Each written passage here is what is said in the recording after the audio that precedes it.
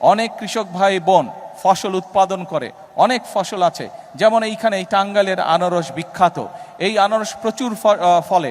আমাদের এই যে ফকির সাহেব আছে, ওনার স্বপন ফকির আছে, ওনার এলাকায় প্রচুর আনারস আছে, কিন্তু এই আনারসকে আমরা প্রিজার্ভ করে রাখতে পারি না। অর্থাৎ আনারসটা সিজনের পরেও যাতে আমরা রাখতে পারি, সেটার জন্য কোল্ড স্টোরেজ বা সেরকম প্রক্রিয়াজাত কিছু নাই। এরকম অনেক দ্রব্য আছে বাংলাদেশে, যেগুলোকে আমরা যদি প্রক্রিয়াজাত করে রাখতে পারি, কোল্ড স্টোরেজ করে রাখতে পারি, তাহলে কৃষক ভাইরা যেরকম ফসলটা যখন বেশি হয় তখন অনেক সময় দাম পায় না, কিন্তু আমরা যদি কোল্ড স্টোরেজে রাখতে পারি তাহলে কৃষক ভাইরা পরবর্তীতে দাম পায়। শুধু কৃষক ভাইরা দাম পায় না, একই সাথে মানুষও সিজনের পরেও সেই ফসলটির সুবিধা পায়, সেই ফল ফলাদি বলেন সেটি মানুষ খেতে পারে। সেই জন্য এরই ভিতরে আমরা বিদেশিদের সাথেও কথা বলেছি, বিভিন্ন দেশ উৎসাহী ইন্টারেস্টেড এই বিষয় আমাদেরকে সহযোগিতা করার জন্য। বাংলাদেশের অনেক ব্যবসায়ীরা তারা উৎসাহিত এই বিষয়ে পদক্ষেপ গ্রহণ করার জন্য।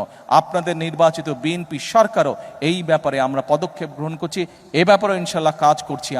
আমরা চেষ্টা করছি বিভিন্ন জায়গায়, যে সকল জায়গায় ফসল নষ্ট হয়ে যায় কোল্ড স্টোরেজ হবে, সেখানে ধীরে ধীরে আমরা কৃষক ভাইদের সুবিধার জন্য আমরা কোল্ড স্টোরেজ তৈরি করব, যাতে কৃষক ভাইরা তাদের ফসলের মেয়াদ আরও বেশি টাইম পর্যন্ত ধরে রাখতে সক্ষম হয়।